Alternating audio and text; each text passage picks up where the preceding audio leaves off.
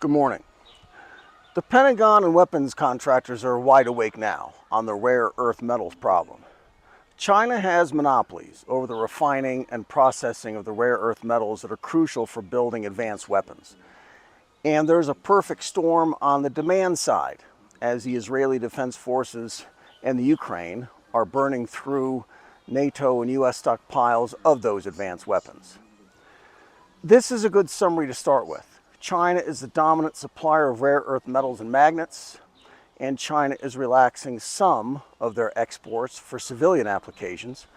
But for defense contractors, the answer remains a hard no. So Western governments and companies are trying to build new supply chains independent of China. There is a huge black market that has developed in these metals, and Chinese authorities are going after exporters here in China who are trying to get around the export controls. Last year, there were more rare earth shipments intercepted than in all the previous years combined. China's intelligence agencies report that foreign intelligence services are organizing the illicit trafficking of the rare earths, which Beijing considers a strategic asset. This is the official post on WeChat and the English for the first paragraph. She is not representative of Chinese police officers generally, appearance-wise. There was a big meeting here of top officials from the Commerce Ministry, Intelligence Services, Customs, and Postal.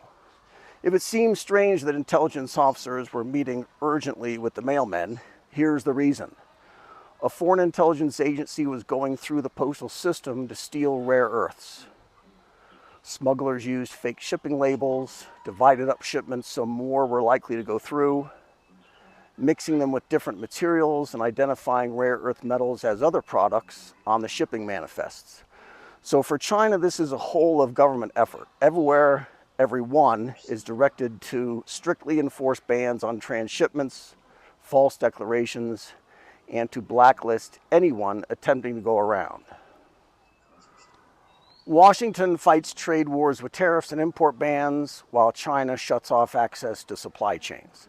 Tariffs are irrelevant in the case of products that have no substitute, or in the absence of friendly countries who can provide them instead. Nobody has more money than the Pentagon, and US defense contractors are still doing without the magnets they need to build new missiles and bombs that are blowing up every day in the Middle East and Ukraine. Nobody was paying much attention to this issue at all until recently, and now it's every day we get pieces like this.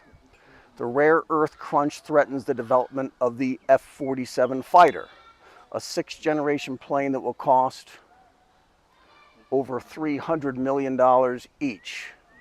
If we wonder if that's a good use of taxpayer money compared to all the other problems we've got, hopefully this is helpful.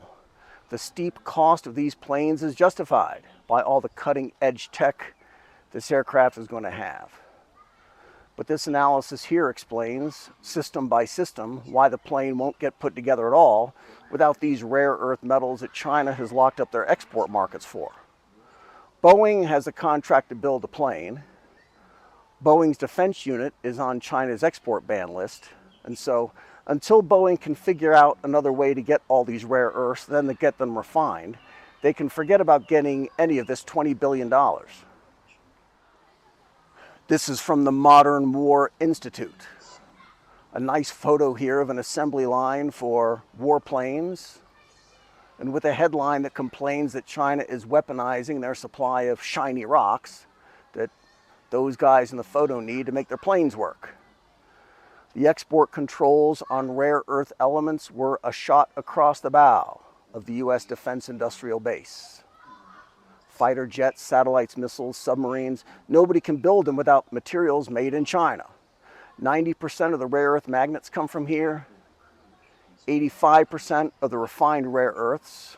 So the United States and our allies don't have the raw materials to fight a future war. At the peak of the Cold War, 40 years or so ago, let's call it, the United States had $42 billion worth of reserves. Now it's under $1 billion. So the Defense Department has no choice but to get into the mining business. The Pentagon is investing directly into some companies that can do some rare earth mining, but it won't be until 2027 at the earliest that any new production comes out of the ground, if then. And that's just the raw, don't forget. They still need to be refined and then turned into magnets. The Pentagon bought a 15% stake in MP Materials to build some magnets. The entire world is reliant on China for rare earth metals, and MP Materials is the only mine in the United States that's operational right now. MP also produces only a handful of the materials the Pentagon needs to build stuff, but something is better than nothing, and better late than never, I guess is the thinking. The company will invest the Pentagon money into building a facility that makes magnets with the hope that it's producing by 2027. And the Pentagon will buy all the magnets produced for the next 10 years at a minimum price of $110. MP Material stock took off more than tripling since the beginning of the year. Even with all that new Pentagon money and the minimum prices that protect MP from falling markets, it's probably not nearly enough to matter. $400 million in preferred stock and some warrants, which will go toward building the new magnets facility. Nobody has figured out yet where that will even be. The company has begun trial production of magnets at another location in Texas, where they hope to eventually produce 1,000 tons per year. That might sound impressive until we pull back a bit and learn that China's annual production is 240,000 tons. Even at full production, which will be much later, MP will still be less than 0.5% of China's output. Remember again that MP is focused only on a small number of the rare earths needed by Boeing to get their plane in the air in 10 years, and needed in Israel and Ukraine right now.